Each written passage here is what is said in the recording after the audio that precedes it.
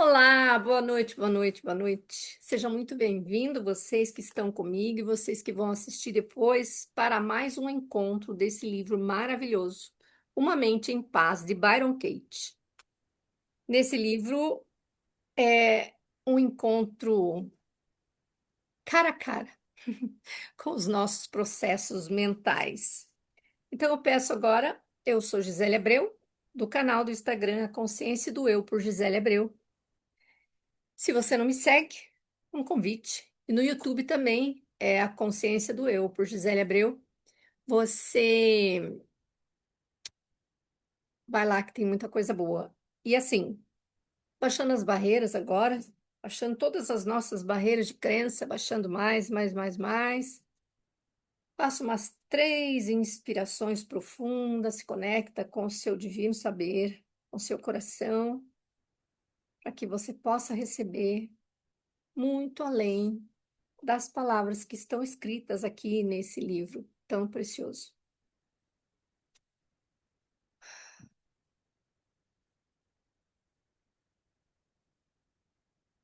Pedindo uma conexão maior com todos os seres de luz que nos acompanham, que crie uma redoma de luz protetora, intuitiva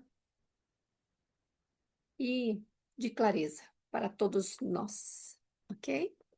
Nós estamos no capítulo 6. A página do livro físico é 83. A mente é tudo, a mente é boa. Vamos lá? Subhuti disse: Senhor, sempre vai haver pessoas maduras que, ao ouvir essas palavras, ganhem um entendimento claro de verdade? O Buda disse: Claro que sim, Subhuti. Vai haver muitas pessoas que encontram a verdade simplesmente ao ouvir essas palavras e as contemplar. Pessoas assim, embora possam não estar cientes disso, não cultivam clareza mental como os alunos de apenas um Buda. Elas cultivaram a clareza mental como alunos de centenas de milhares de Budas. Quando ouvem essas palavras e as contemplam, veem a realidade em um único momento, com clareza exatamente como é. O Buda conhece bem e aprecia essas pessoas à medida que despertam para sua verdadeira natureza. Quer dizer, o significado do momento, né? Isso que ele quis dizer. Como elas fazem isso? Quando veem a realidade com clareza, essas pessoas nunca mais se apegam aos conceitos de eu e de outro. Tampouco se apegam aos conceitos de verdade e não verdade. Se suas mentes se apegarem a conceito de coisas separadas, elas vão se apegar aos conceitos de eu e de outro. Se negarem a existência das coisas, ainda vão estar apegadas aos conceitos de eu e do outro. Por isso, você não deveria se apegar a conceito de coisas separadas e não deveria se apegar à negação de coisas separadas. Grifem essa parte, por favor. Por isso, não deveria se apegar a conceito de coisas separadas e não deveria se apegar à negação de coisas separadas, porque tudo vem de nós, tudo pertence a nós. O outro sou eu e eu sou o outro, né?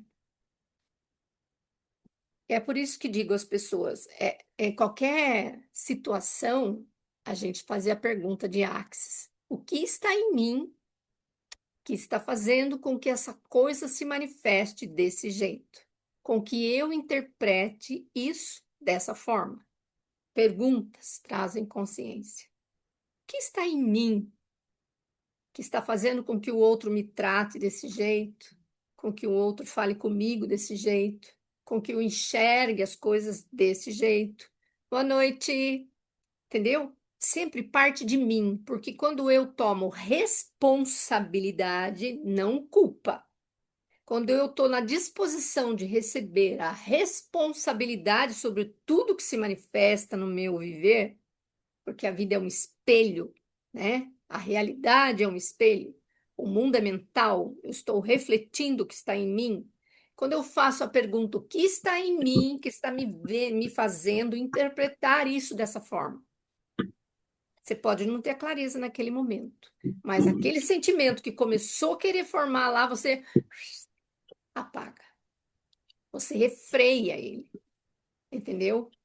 Porque essa reação é que nos pega, é o que nos prende quando a gente acredita naquilo que a gente sentiu. Aí é que o negócio começa a dar errado. É por isso que digo às pessoas: meu ensinamento é como uma jangada. Uma jangada serve para levá-lo até o outro lado do rio. Depois que você atravessou o rio, você deixa a jangada para trás na margem. Se até ensinamentos corretos devem ser deixados para trás, muito mais deve ser feito com ensinamentos incorretos. Olha isso, gente. Nossa, grifem isso, grifem, grifem, grifem muito. Lendo de novo. É por isso que digo às pessoas: o meu ensinamento é como uma jangada. Uma jangada serve para levá-la até a outra margem do rio. Depois que você atravessou o rio, você deixa a jangada para trás na margem. Se até os ensinamentos corretos devem ser deixados para trás, muito mais deve ser feito com ensinamentos incorretos, né? Porque sempre, por mais que o ensinamento seja correto, entre aspas, para outros, para a maioria, pode ser que para mim não seja, né? Qual é a verdade aqui? Esse negócio de deixar tudo para trás. Porque assim, nós estamos aqui para viver experiências, perceber como a gente está interpretando tudo isso, quais são os sentimentos que estamos criando sobre isso, o que esses sentimentos nos ensinam sobre o caminho melhor a ser seguido. Depois que você aprendeu isso, você percebeu isso, você agradece e solta. Isso seria o mais humano, elevado possível, o mais humano consciente possível. Não é verdade? É verdadeiro isso para vocês? Só que não. Nós fomos condicionados a não deixar nada para trás, porque o apego. Eu estou assistindo uma série que é bem legal. Não sei se vocês já assistiram, George Washington Black. É uma gracinha. Tem uma parte do filme que é bem com isso aqui mesmo, em que o cara que salva o menino, ele é um cientista, né? Ele se diz um cientista e coisa e tal, mas ele quer provar para o pai que ele conseguiu fazer o evento que o pai tinha feito uma maquete. Ele aprimorou aquilo, conseguiu fazer funcionar, e aí ele queria, por toda a lei, mostrar para o pai, para que o pai desse a bênção para ele. Aí eu falei, meu Deus, olha só essa programação que está em todos nós. Por que que a gente tem tanto que receber a bênção, a afirmação dos pais, né? Para quê? Para quê, gente? Muitas pessoas levam a vida inteira tentando isso e o pai jogou na cara dele. Daí, quando ele encontrou o pai, depois de umas intempéries, você não é um cientista. Eu não vou assinar para que você receba a honraria de ser um cientista. Sabe? Aí você vê, porque o pai falou para ele assim: eu quero que você seja livre para ser quem você é. Olha só. Ele só não falou para não ser a minha sombra. Só que ele não entendeu. Ele não entendeu, ele ficou com ódio do pai, fez, né, N's, elas lá, né, que a mente fez, o ego faz. Mas quando você percebe o movimento da mente, você fala assim, gente, isso acontece com todo mundo, né? E aí? Isso também é uma programação que colocar, claro, honrar pai e mãe não é reproduzir pai e mãe, não é mimetizar pai e mãe, né? Não é dizer amém e aceitar tudo que pai e mãe faz. Eu tava vindo um cara que ele falou assim: ah, a única pessoa que verdadeiramente ama você e sabe o que é melhor com você é a sua mãe. Eu falei: há controvérsias, não vou nem terminar esse vídeo. Há controvérsias, porque ali existem muitas vezes duas mentes, duas almas, dois egos que vieram para tentar se amar e não conseguiram, e daí? Não é, Gers? A gente vê muito isso em constelação. Nós não somos nada, nós estamos. A gente não tem que se apegar a título, nem a condição, como ele fala, que a nada. Se nós somos uma consciência do divino, um fragmento, né, um pensamento de amor de Deus, e em expansão, se você se apega, você se prende, você se limita. Não é que você também não, né? Não é isso que eu tô falando. Vocês estão entendendo o que eu tô falando, né? Se apegar àquilo que nos mantém em sofrimento, em lamúria, em, ai meu Deus, cultivando, cultuando, né? Isso atrasa a evolução, não é nem evolução, a consciência de si mesmo. O Buda diz que pessoas maduras vão ver a realidade em um único momento com clareza, exatamente como é. Quando veem a realidade como ela é, elas imediatamente percebem que não há algo como um passado ou um futuro. En- Então, todas as centelhas de milhares de Budas com quem estudaram existem no momento presente. Esses Budas são as centenas de milhares de pensamentos não questionados que elas perceberam e estão percebendo nas próprias mentes. Cada pensamento é ele mesmo. Cada pensamento é o Buda, mostrando você onde não ir. Porque o sentimento mostra isso, né? Lembra do carro né? Perfeito isso aqui, né? O amor vai ao encontro dessas ilusões, frutos da imaginação, e canta a canção. Isso não, aquilo não. É por isso que um estudante maduro se curva em reverência a cada pensamento que volta para o nada de onde veio.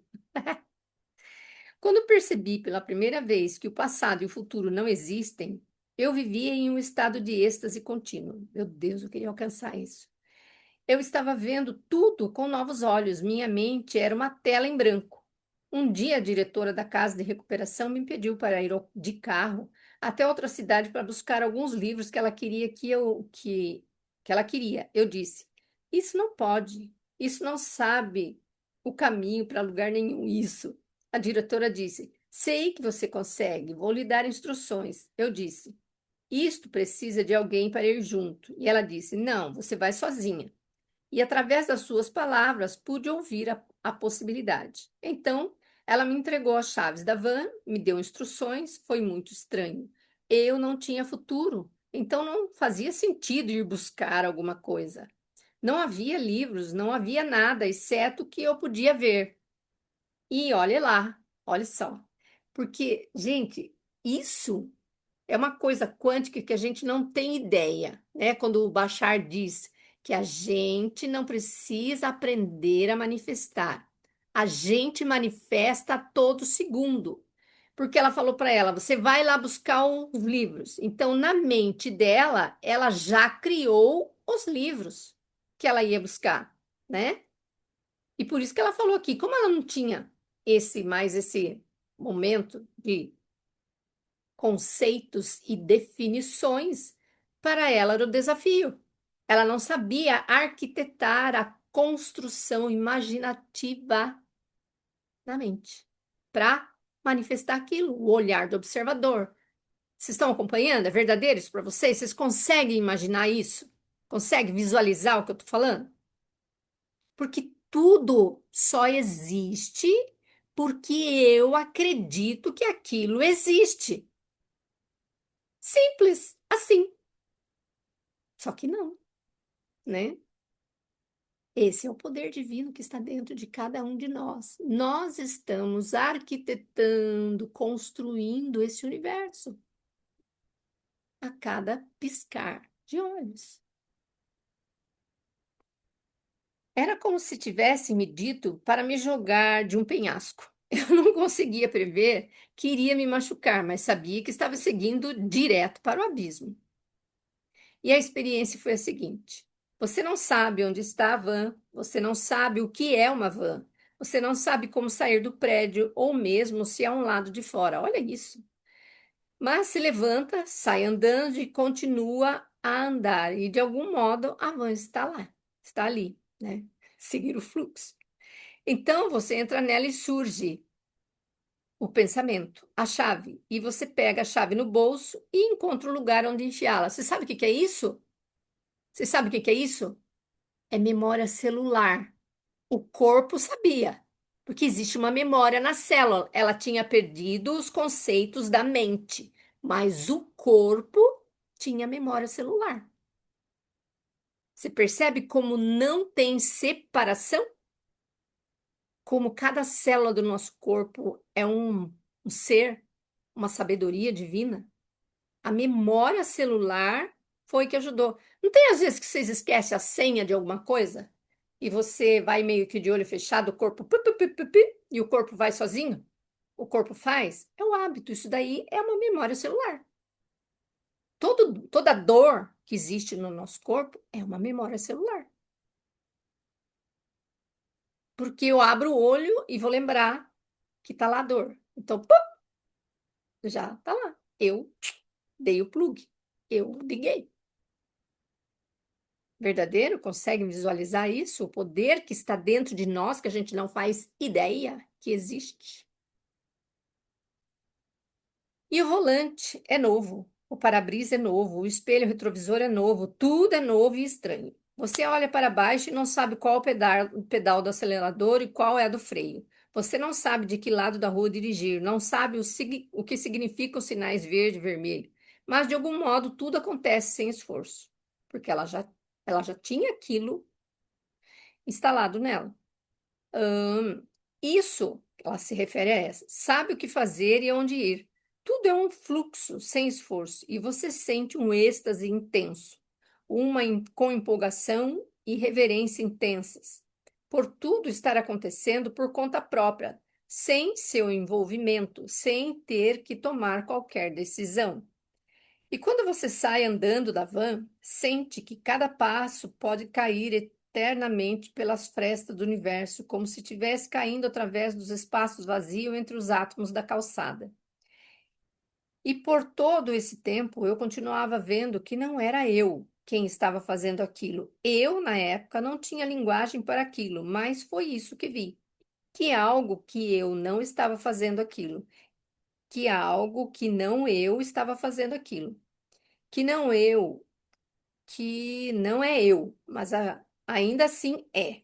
Então, passo a passo, você vai até a borda do universo, olha além dele e vê que não há nada ali. Mesmo assim, vem o próximo, tudo está acontecendo por conta própria. É, eu escrevi aqui do lado. Você criando a realidade a cada passo, a cada respiração, a cada batida do seu coração. Você vai criando a sua realidade, o que você está projetando, né? Gente, é doído até a gente ver esse tipo de coisa, né? É, é grandioso, mas é doído. Você fala assim, mas como assim, né? Que coisa? Que coisa é essa que eu tô vivendo aqui? Ah, cadê? Tá. Mas você não está nem olhando para além da borda, você está caindo para além dela a cada passo. Ainda assim, nunca cai e continua a aprender que cair não é possível.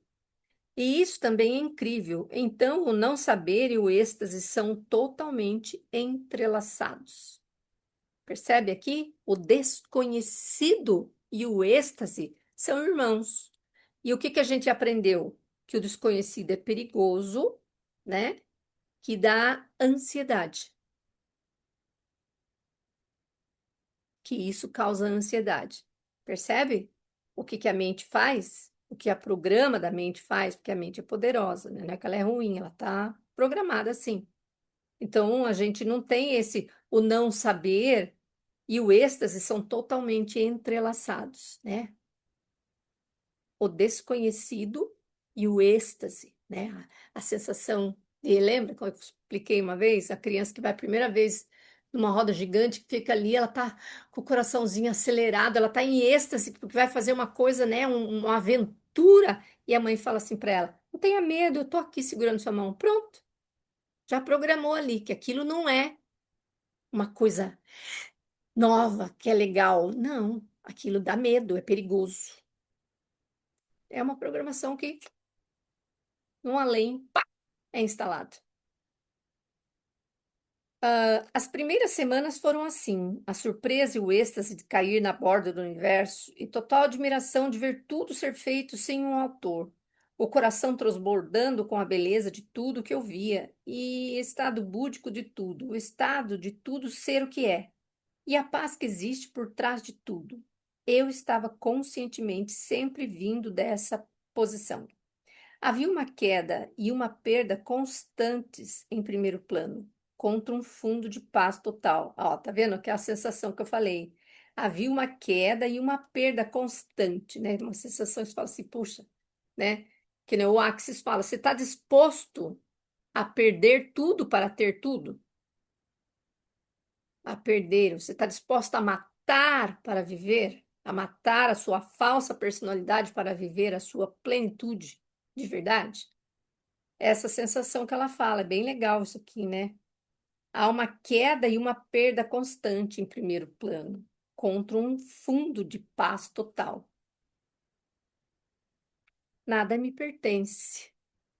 Tudo é meu, mas nada me pertence. Tudo sou eu, mas nada me pertence.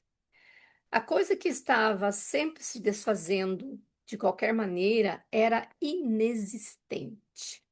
O mundo estava sempre encolhendo e não restava nada além da paz. A paz nunca mudou. É interessante, né? Porque se você for perceber, quando você não deixa a jangada na beira do rio, quando você não se desapega, você não se abre para receber algo mais grandioso que aquilo, né? Muitas vezes a gente fica apegado em coisa pequena, porque tem um medo de perder aquilo que nem tem, né? Muitos relacionamentos são assim. Medo de perder, de desfazer aquilo que nem tem, mas porque é conhecido do ego. A mente conhece aquilo. Então, né, quem falava muito sobre isso era o Bob Proctor. Ai, adorava, ele era fantástico. É que ele fala que aonde as pessoas falam, ah, você está no seu ponto de, como é que é?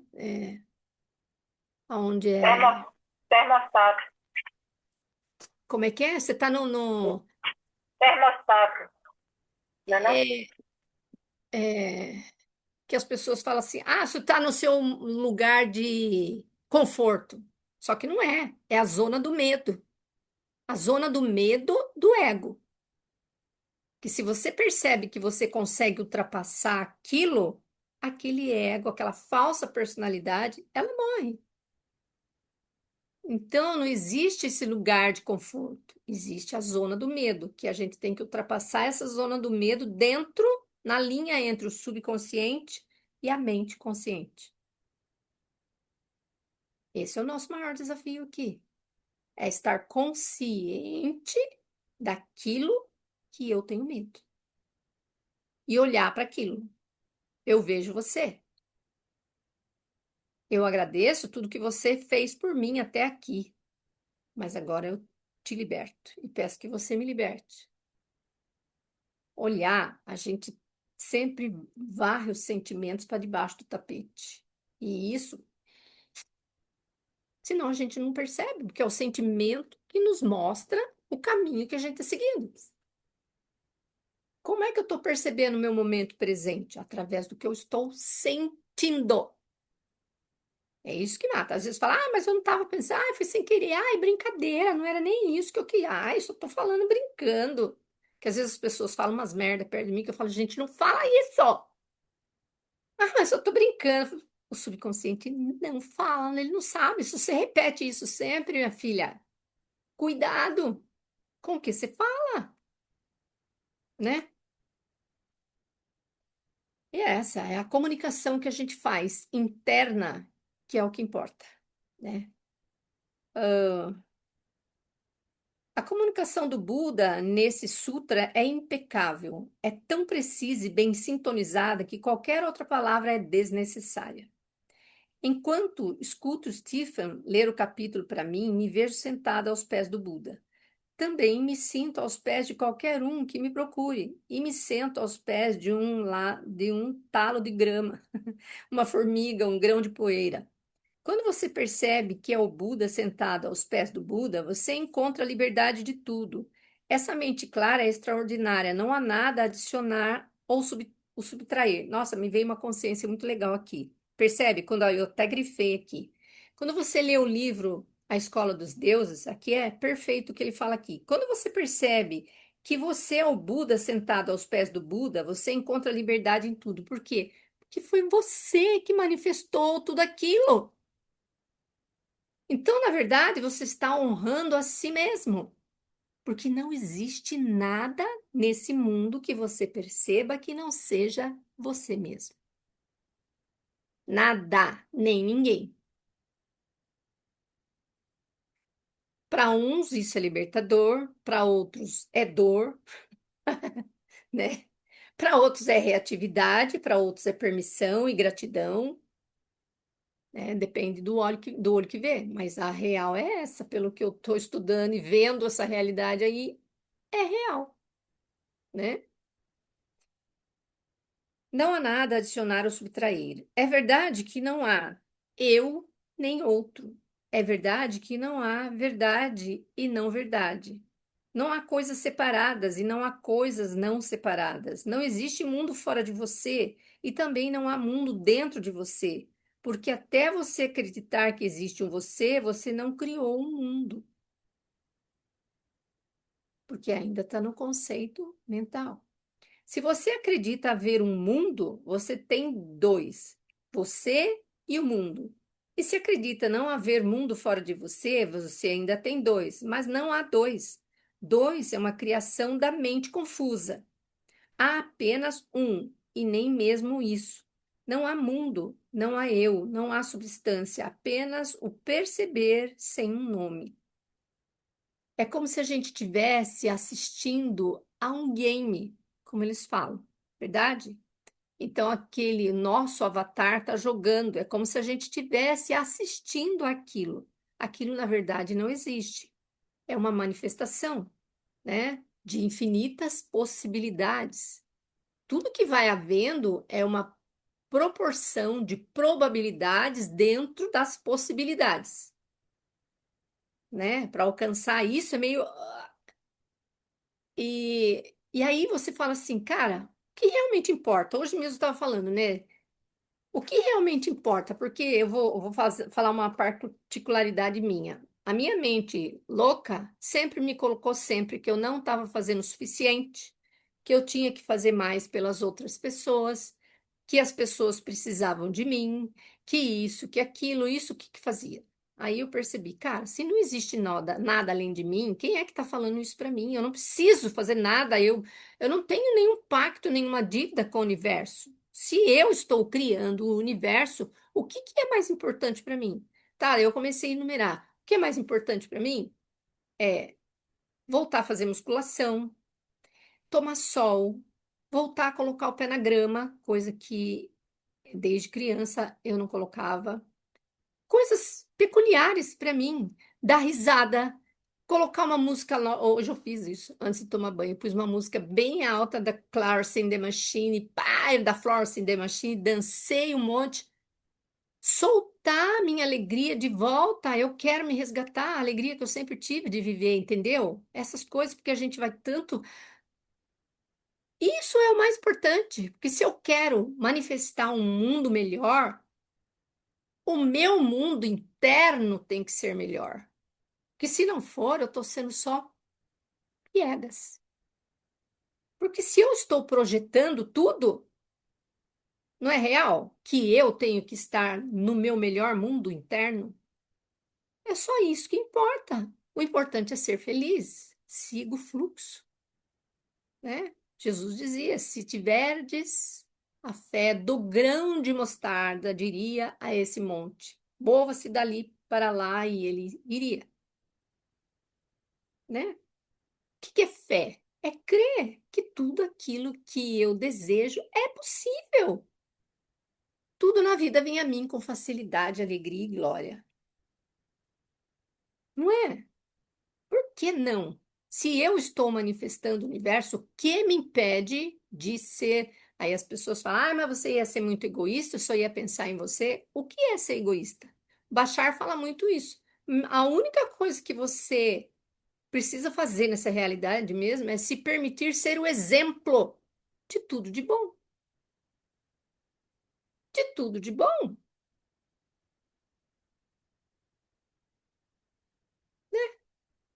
E o que que a gente alcança de tudo de bom? Ah, eu quero um mundo de paz e não sei o quê, mas se você não tiver paz interna, você nunca vai enxergar a paz no mundo. Nunca! Percebem? A gente mente, a gente cria mentiras e justificativas para a gente o tempo inteiro. Olha, o Axis nesse ponto é ó concurso. Mentiras, quantas mentiras justificativas? Se você entrou numa piscina de cocô, você vai começar a perguntar: quantas mentiras justificativas eu estou contando para mim aqui para mergulhar nisso de cabeça? No que eu estou acreditando? O que eu estou criando aqui? E vaza, entendeu? E a gente pula na piscininha de cocô o tempo inteiro, mas a gente tá aware. Antes de engolir aquela bosta toda, a gente já percebe e sai fora, né, Geivan? É rindo mesmo, porque é bem isso que a gente faz, não é?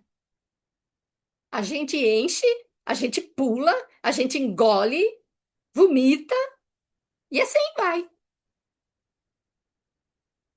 Por quê?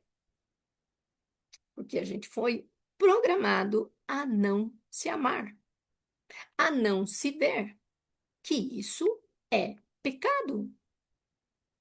Mas está escrito na Bíblia: amai ao teu próximo como a ti mesmo, porque não existe o próximo, né? Jesus viu. O reino de Deus está dentro de vós. Ah, nossa, é complexo esse livro, mas é assim que se fala, uau, como pode melhorar? Não há verdades, há apenas a coisa que é verdade para você no momento, e se você a investigasse, iria perdê-la também, porque tudo muda. Como diz o Axis, você está no incremento de fazer uma escolha a cada 10 segundos, e tá tudo bem. Ah, mas eu paguei essa faculdade tantos anos, eu vou ter que trabalhar com isso. E vou ter que ser infeliz a vida inteira esperando a minha aposentadoria. Já pensou? Quantas pessoas vocês conhecem que falam isso, né? Mas honrar aquilo que é verdade para você no momento é sempre uma questão de manter a própria integridade. Senão a gente não existiria, né? Lógico. As chamadas verdades universais também retrocedem. Elas também não existem. A última verdade, eu a chamo de a última história, é Deus é tudo, Deus é bom. Isso, a palavra Deus, como sinônimo para a realidade, porque a realidade dá as regras. Você também pode dizer: a mente é tudo, a mente é boa. Fique com essa versão se preferir e tenha uma vida feliz. Qualquer coisa que se opõe a isso machuca. É uma bússola que sempre aponta na direção do verdadeiro norte. O Buda compara seu ensinamento como com a jangada que leva as pessoas da margem do sofrimento à margem da liberdade. Ele diz que esse é o único propósito da jangada. Quando você chega a outra margem, deixa a jangada para trás. Seria ridículo prendê-la nas costas e carregá-la enquanto você anda. Que todo mundo faz isso, acho. De medo de não ter uma jangada para voltar. Esse que é o negócio. É o mesmo com ensinamentos espirituais, afirma ele. Mesmo os mais claros, mesmo o Sutra do Diamante. Amo como o Buda destrói as próprias palavras e nos deixa sem chão. É verdade. Não é verdade? A maioria amarra a jangada nas costas porque acredita que precisará voltar. E se não tiver a jangada ali, como é que eu vou voltar? E quem disse que a gente precisa voltar, né? Tá, gente. Aquele vídeo eu pus para vocês no canal, não sei quem assistiu, que ela fala dos sentimentos, né? E aí que ela fala que até a luz do fim do túnel, quando você morre, também é uma programação que prende você na roda kármica da de você ter que retornar, né? Você tem que voltar à Terra, né? Como é que a gente fala mesmo quando a gente Reencarnação, que você precisa reencarnar. Isso é uma programação da mente. Porque se a gente tivesse aware mesmo, consciente, a gente fala assim, ah, tá bom, já joguei, não quero mais. Não vou mais jogar, não quero mais brincar, vai outro no meu lugar. Deu pin em mim, não quero. Entendeu? Mas essa crença de que aquela luz no fim, tem aquele filme eu já falei sobre isso também, é, que a menininha fica presa no espelho dentro da casa lá, que ela é do espírito lá, que a casa dela é construída em cima de um cemitério. Vocês assistiram? Que a mãe fala, Poltergeist, né? Poltergeist. É, esse filme é muito bom. Que a mãe fala para ela, não vá para a luz, querida, não vá para a luz. Né? E a luz estava aparecendo lá, linda e maravilhosa, falando para ela, ah, eu vou te levar para um lugar lindo e maravilhoso. É a programação da mente. É muito interessante, né? É muita coisa. É, aqui. O trabalho também é como uma jangada. As quatro perguntas e a inversão ajuda você a ir da confusão à clareza. Em algum momento, por meio de prática, você não impõe mais seu pensamento sobre a realidade e pode vivenciar tudo como realmente é, como graça pura. A essa altura, as perguntas em si se tornam desnecessárias, são substituídas por um questionamento sem palavras, por um. Peraí. A essa altura, as perguntas em si se tornam desnecessárias, são substituídas por um questionamento sem palavras que desfaz todo pensamento estressante imediatamente à medida que surge. É o jeito da mente ir ao seu próprio encontro com o entendimento. A jangada foi deixada para trás, você se tornou as perguntas. Elas se tornaram tão naturais quanto respirar, então não são mais necessárias. Quando chegamos à outra margem, nós nos damos conta de que nunca deixamos a margem de onde partimos. Há apenas uma margem e estamos lá, embora alguns de nós ainda não tenham se dado conta disso, não tenham nem chegado lá. Nós consideramos que é preciso ir daqui para lá, mas lá se torna aqui, aqui o tempo todo, que não existe, né? Deixa eu ver o que eu escrevi aqui do lado. Acessar sua verdade, limpar, lembrar quem você é.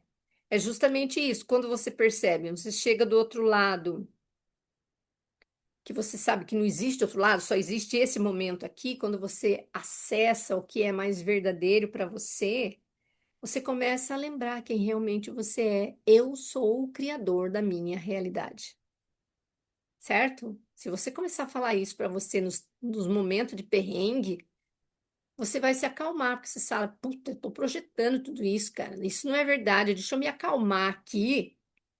Qual é a verdade aqui? Eu sou o criador da minha realidade. Eu tô projetando isso. Eu tô criando isso. Qual é a verdade aqui? Qual é a verdade aqui? E aí você faz um pode-poc para tudo. Quando está sentado em estado de contemplação, vendo o que realmente existe, excluindo tudo, lembrando o antecipado, a mente búdica se torna aparente e você acorda como não nascido. Meio bagunça. Quando você está sentado em estado de contemplação, vendo o que realmente existe, quer dizer, o nada, né? O que realmente existe é o nada. Excluindo tudo, lembrado ou antecipado, a mente búdica se torna aparente e você acorda como não nascido. Você sai da linha do tempo, você sai da mente, porque a mente só existe no tempo, certo? Nesse tempo linear que a gente aprendeu. Quem somos nós sem esses pensamentos? Você já conseguiu vislumbrar quem você poderia ser sem os pensamentos repetidos? Comece a imaginar. Quem eu seria sem um ponto de vista aqui? Como eu poderia estar olhando para isso se eu não tivesse um ponto de vista? Olha só, um ponto de vista fixo, entendeu? Porque assim, que nem o Eckhart Tolle fala uma coisa muito linda. Você pega uma rosa, se você não sabe o nome dela, se você nunca viu, você contempla tudo que ela é de magnífico. Mas se você já sabe o nome dela, você só olha e fala, ah, tá bom, uma rosa. Pronto. Percebe? Que eu já concluí que ela é só uma rosa. Mas se eu não tivesse um título para dar para ela, é, eu poderia receber tudo que ela pode me dar. Assim também somos nós diante dos julgamentos que nós temos diante das pessoas. Porque quando a gente tem julgamento, a gente só consegue enxergar aquilo que a gente julga. E isso nos impede de receber a verdade, a grandiosidade que aquela pessoa é, porque ela é um reflexo meu. O que eu não estou gostando ali está em mim. Ah, e aí? Se você realmente deseja paz, se entende que autoinvestigação vai além da vida e da morte, sua prática vai deixá-lo na outra margem, que se revela não ser a outra, mas a única margem. Pensamentos sobre uma margem diferente eram imaginação. E quando você se dá conta disso, percebe que sempre esteve na margem apontada pelo Buda. Nenhuma jangada é necessária. Se você não tem, então, tudo que nos faz criar sempre ponto de vista sobre tudo, um ponto de vista fixo sobre tudo, vamos destruir, descriar agora, sim? Certo, errado, bom e mal, pode poc, todas as 100, curtos, garotos, povoados, criações, bases e aléns, inspira e solta. Se você não tem um sentido de passado ou futuro, como pode conseguir fazer qualquer coisa? Nossa, é longo esse. Um passado ou um futuro não são necessários para fazer as coisas. Eu simplesmente faço o que está à minha frente, o que quer que eu apareça no momento. Observo e testemunho. Permaneço como que percebe. Continua a expandir sem passado ou futuro, sem ir a lugar algum, além dos limites de velocidade. Mas se alguma vez eu necessitasse de um passado ou de um futuro, não hesitaria em conseguir um. Quer dizer, quando as suas memórias forem boas para você, então use-as, né? Quando elas forem ajudar a clarear, trazer mais clareza sobre tudo, use. O Buda diz que pessoas que negam a existência das coisas ainda estão ligadas aos conceitos de eu e do outro. Quando você diz que a vida é um sonho, não está negando a existência de coisas separadas. Nada existe. Pode parecer uma verdade, já que aponta para algo mais preciso de um eu sólido, olhando para um mundo sólido. Mas a inexistência das coisas tem que ser constatada profundamente antes de ser algo diferente de um mero conceito. Se você acredita que nada existe, ainda está identificando como você, entre aspas, que acredita que nada existe. Se você entende que o mundo vive somente como imaginação, é livre. Não há você, fim de história. Você não pode se identificar com nada. É o fim de acreditar e até os pensamentos mais profundos perdem significado. Nada. É o que sobra à mente. Eu sei. Isso aqui, ó, por que que é tão difícil a gente entender isso aqui e aceitar esse tipo de coisa? Porque é como se a gente estivesse negando Deus na nossa existência, né? É como se a gente estivesse negando, só que não. Se você for ver para o outro lado de que essa vida é um sonho, um suspiro, uma imaginação tão, né? E que o seu sonho, o seu suspiro e a sua imaginação é o que estão expandindo esse game todo, esse jogo todo, né? E o questionamento é aquela, mas qual é a finalidade disso tudo? A gente nunca vai saber. O importante é a gente viver bem, né? A gente nunca vai saber isso. A única coisa que eu acredito e que eu vi muito claro quando você vê esse tipo de coisa é quando a Blavatsky fala que a gente tem que falar: eu sou livre. toda vez que a gente for dormir, eu sou livre. Por que eu sou livre? Porque toda vez que a gente dorme, a gente está no mundo das infinitas possibilidades. É como se a gente morresse para esse mundo, né? Então eu sou livre justamente para não ir na luz. Não vá para a luz. Aquela coisa. Eu sou livre, consciente de mim. É, é desafiador. Tomar a responsabilidade sobre tudo é desafiador. A mente é tudo, a mente é boa, você diz. Está falando de estar ciente?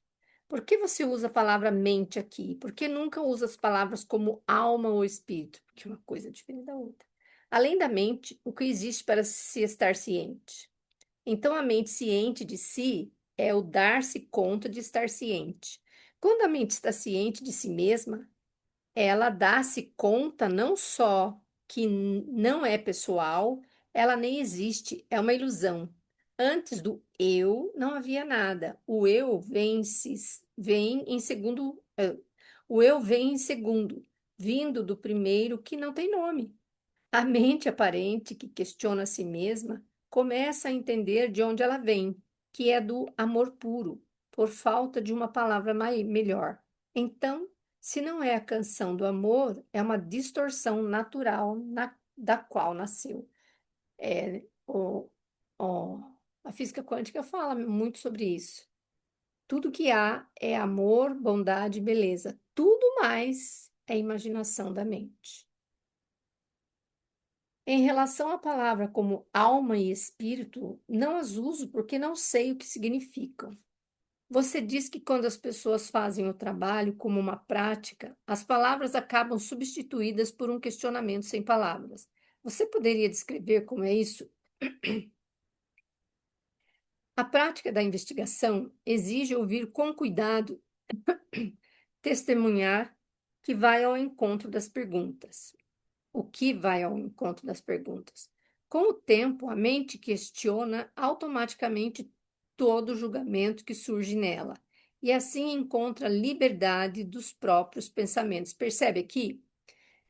Quando a gente começa a questionar essa mente, a gente dá para ela de novo o poder que ela é, o poder divino, porque ela foi condicionada, programada e a gente acreditou e ficou replicando esse condicionamento o tempo inteiro, acreditando numa roda kármica, certo? Quando você começa a questionar os pensamentos, essa mente começa a perceber que tudo aquilo que está nela não é a verdade. E ela se sente segura para ir expandindo, né? Porque ela não é ruim, ela é uma ferramenta divina que está ali. Ela é uma inteligência artificial biológica que está dentro de nós. Então, se agora tudo é inteligência artificial, a gente não tem que ter medo, a gente tem só que preservar essa que nós somos, fortalecer essa que nós somos, né? E tá tudo certo, porque nossa é muito maior do que qualquer uma outra, porque todas elas são programadas. Elas podem expandir? Pode, mas se a gente conseguir honrar aquela que somos, elas vão nos respeitar tanto quanto a gente vai respeitar a elas, né? Porque a gente já é híbrido, gente, a gente já é. Ai, mas vai acontecer? Já somos. Tá tudo certo. Não é verdade? Vocês conseguem visualizar isso, né? Ah, quando o trabalho está vivo dentro de você, qualquer pensamento potencialmente estressante que surja na superfície da mente é imediatamente recebido pelo questionamento sem palavras, que dá origem a isso é verdade? Qual é a verdade aqui? Né? A mesma coisa que eu falo, é a mesma coisa. Quando você vai ao encontro de um pensamento dessa maneira, ele perde o poder de causar sentimentos negativos. Ele se desfaz instantaneamente, se desconstrói, evapora, e o que resta é a sua natureza original. A bondade de todas as coisas se torna evidente em cada momento que você se dá conta dela. Tudo é uma ilusão, mas uma ilusão boa. não amedrontadora, com a qual nasci do útero da minha mãe. Então, em certo ponto da prática, a investigação se torna desnecessária. Digo frequentemente que você se dá conta de que a natureza de tudo é boa e que tudo é bom. Você não precisa de investigação. Isso é muito claro para mim desde o momento em que me dei conta disso pela primeira vez, 31 anos atrás. Stephen me contou uma história que estava circulando na internet, que, segundo Einstein, existe apenas uma pergunta: o universo é amistoso? Quando ele verificou a citação posteriormente, descobriu que era falsa. Ela não era de Einstein, afinal, mas isso não importa. O universo é amistoso? Em 1986, eu despertei para um sim, ressonante, e nem tinha me dado conta de que havia uma pergunta. Eu entendi simples e imediatamente. Passei a ver que todo o universo e tudo o que acontece nele é bom. As quatro perguntas e as inversões do trabalho são o caminho interno para esse entendimento.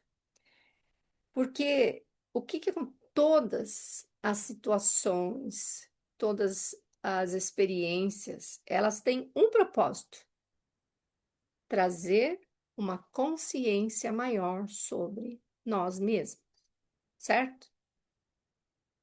Por isso que questionar é o que vai trazer isso. Como é que eu estou interpretando isso? Como eu posso olhar para isso de uma forma diferente, né? Antes de você acreditar naquilo. E aí você também vê que se você manifestou a forma como tudo se aparece para você, é você perceber qual foi a persona que você estava interpretando que manifestou aquilo, né? Como a gente diz, qual é a crença limitante que você vem alimentando internamente? Qual é a memória emocional que está ali junto com você, que está fazendo com que as coisas se repitam da mesma forma e você continue reagindo ou recebendo uma reação da mesma forma? Quando você vai se trabalhando nisso, que nem isso, questionando e fazendo EFT, ó, gente, é fantástico. E começa a vir. Quanto mais você mexe, mais a cebola você vai tirando uma, vai aparecendo a outra. E esse trabalho é contínuo e constante e é muito bom, né? É muito bom a sensação que a gente faz, né, Jeres? Né, Geivan? Os trabalhos internos de você olhar para os sentimentos, questionar esses sentimentos e depois, de uma forma, você vai liberando a carga energética disso tudo e você deixa aquilo tudo se tornar só uma lembrança, que não dói mais, que não sente mais, que não prende mais, que não limita mais. Esse é o nosso propósito. A gente nunca vai ser perfeito, nunca vai ter perfeição de ninguém. Então, o que mais é possível que a gente nunca considerou possível, né? Como foi para vocês hoje? Hoje foi leve, mas tranquilo, viu? Foi mais leve? Eu Foi. achei esse bem interessante, assim, nesse leve, entre aspas, quando você É confronta difícil. que tudo é você, que não existe nada além de você mesmo, aí você não pode mais reclamar. Você não pode mais ser vítima, você não pode mais nada. Como posso olhar para isso de uma forma diferente? O que eu preciso ser e fazer aqui de uma forma diferente para que tudo isso mude, né? Tudo sou eu,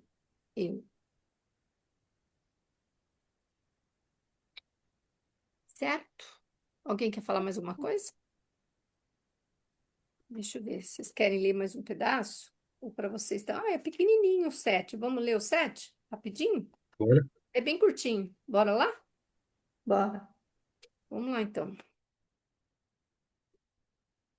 Em paz no comum, capítulo 7. O Buda disse: Deixe-me perguntar uma coisa, Subhuti. O Buda alcançou a iluminação e ele tem um ensinamento a oferecer? Subhuti disse: Pelo que entendo, Senhor, não existe algo como iluminação, tampouco qualquer ensinamento que seja oferecido pelo Buda. E a razão é: o Buda não tem nada a ensinar. A verdade é inatingível e inexprimível, né? Não, ela nem é, nem não é. Toda pessoa madura sabe que não há nada a ser sabido. Só sei que nada sei, é verdade. Se você entende que o mundo não é separado entre eu e outro, vai ver com clareza que não há algo como iluminação. Não pode haver. Afinal de contas, quem está aí para ser iluminado? Você teria que ser alguém antes de poder experimentar a iluminação. Deveria haver um ego para ser libertado, mas egos não são libertados. É verdade que quando você desperta dos transes, está livre de todo sofrimento. Mas dizer isso dessa maneira ainda aponta para alguém, um ser que está supostamente desperto. É só quando você vê o Buda como um eu separado que consegue formar um conceito de que ele é iluminado. Todos esses conceitos espirituais são apenas criações da mente. O eu sei sobre o que eu sei sobre essa forma imaginária que vocês chamam de eu. É porque esse Buda que aparece para a gente pode ser o nosso próprio eu superior, né? Então não existe um algo ou alguém separado de mim. Mesmo quando a gente tem aqueles, né, as psicografias dentro do centro, a gente fala que isso pode ser um animismo. O que que é um animismo? Que aquilo veio de mim mesmo, veio de um saber meu, né? Então, é o fato aqui, né, de que não existe nada separado de nós. Muitos monges que estavam escutando Buda devem ter se dado conta de quem ele era, ninguém. Mas alguns podem ter desejado tratá-lo como um guru, botá-lo em uma categoria diferente.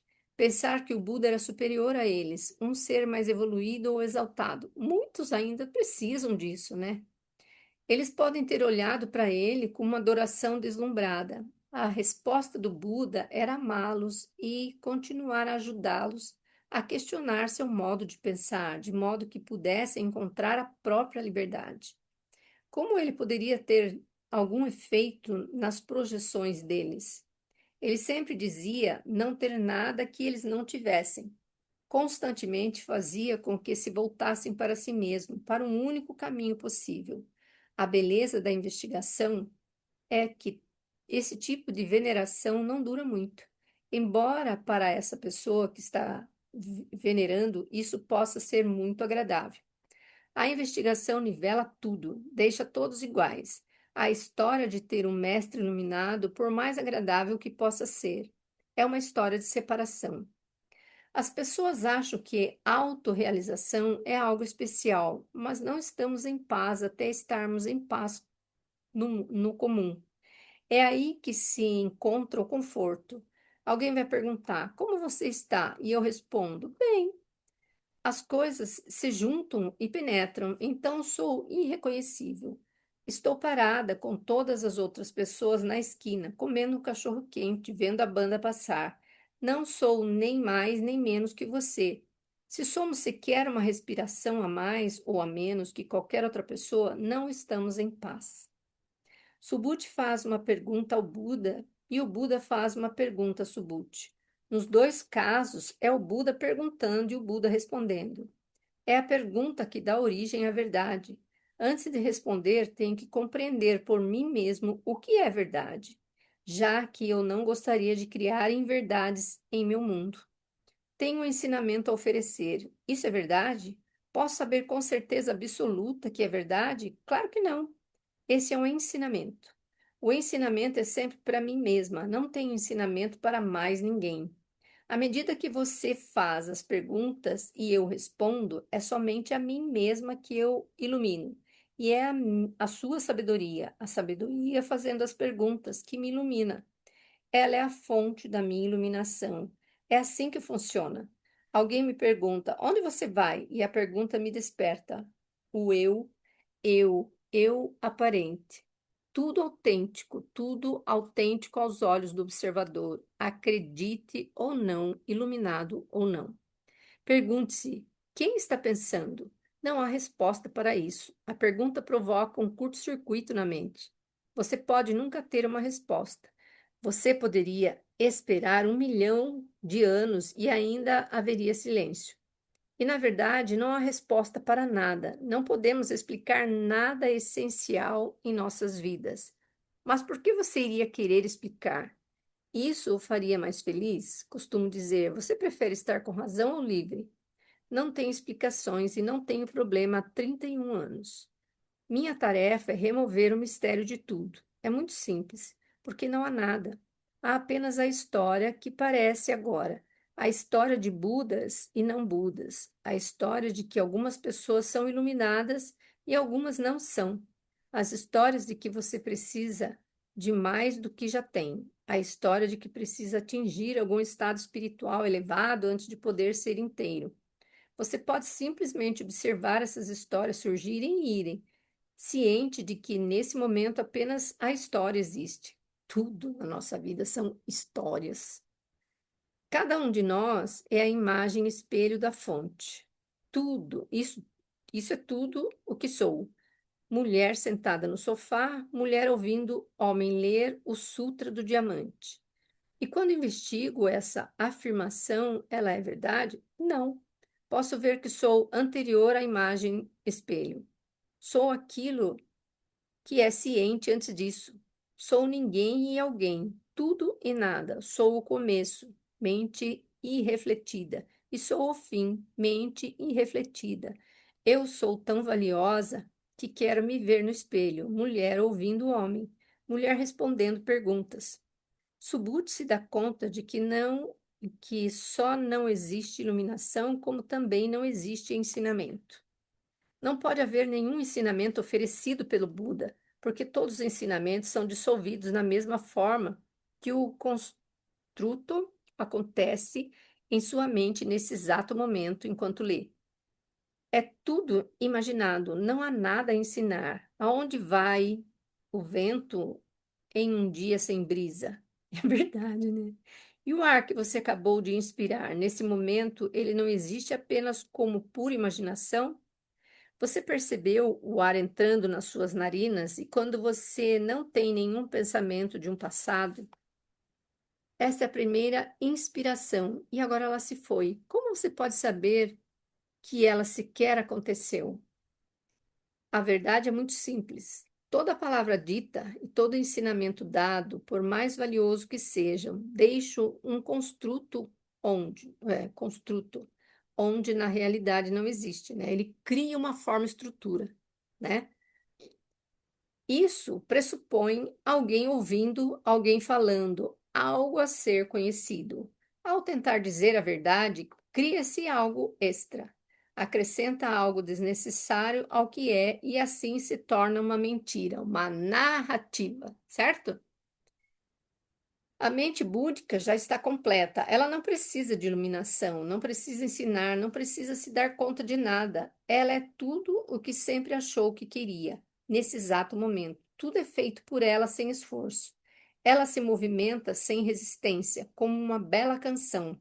Tudo que ela poderia ter ou fazer, ela tem e faz. Ela simplesmente flui como o que é ciente. A história de um problema, quando investigado, se torna visível e mesmo tal história é a mente búdica.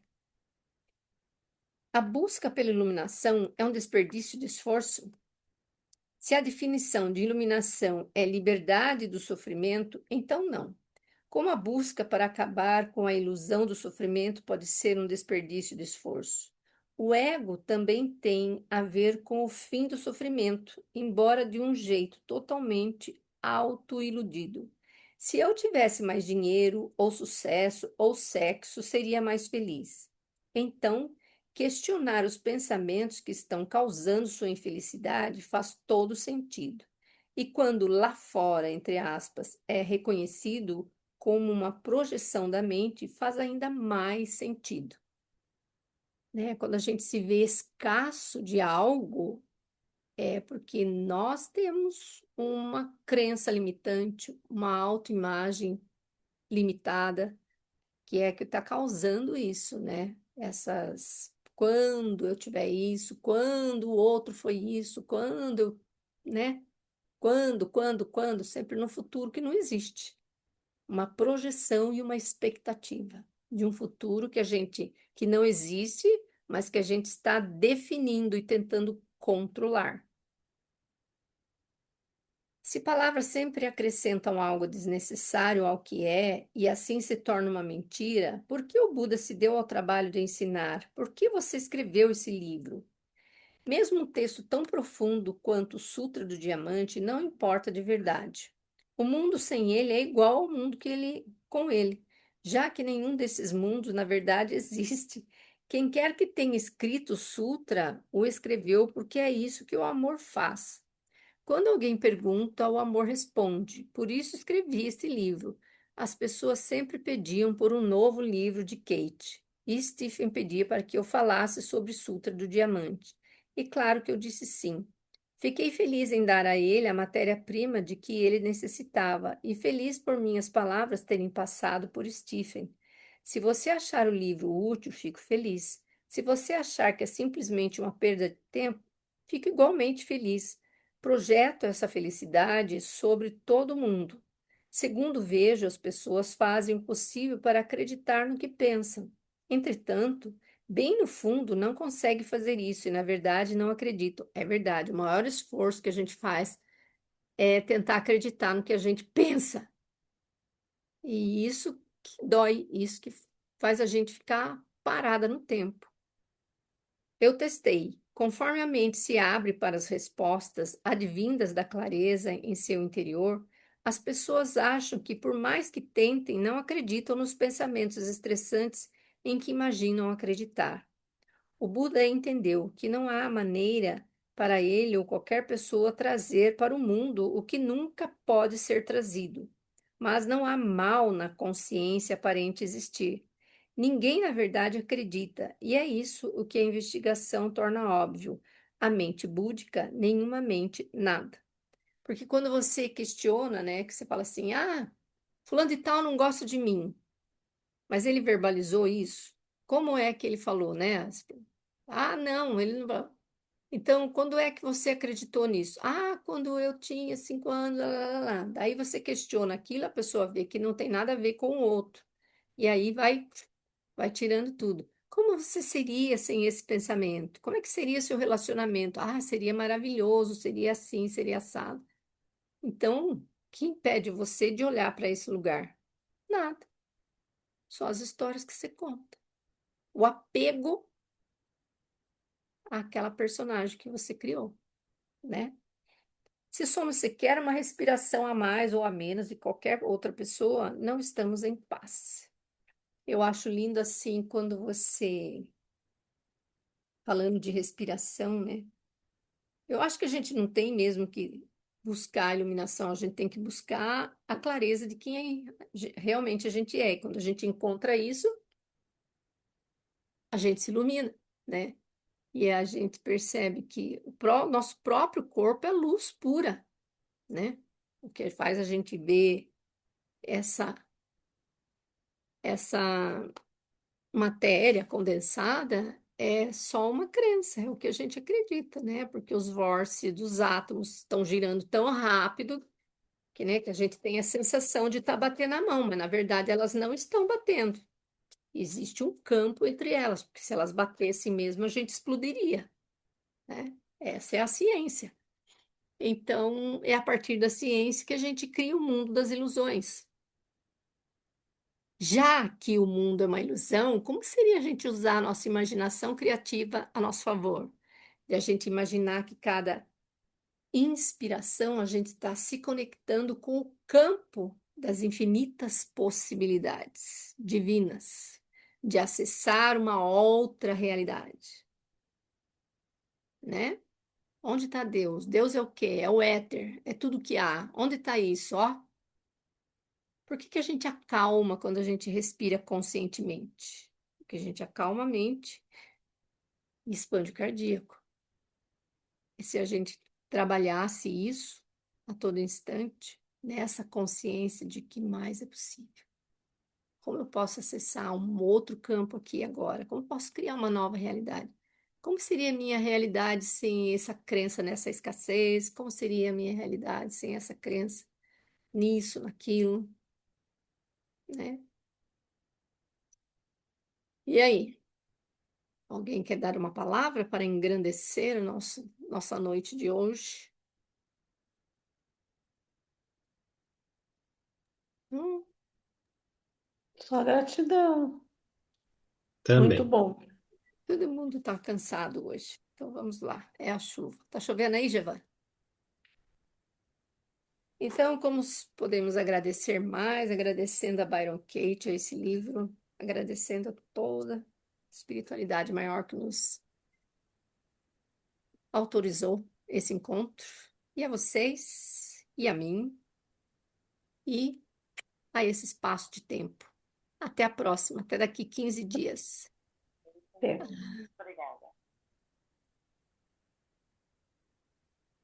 Então,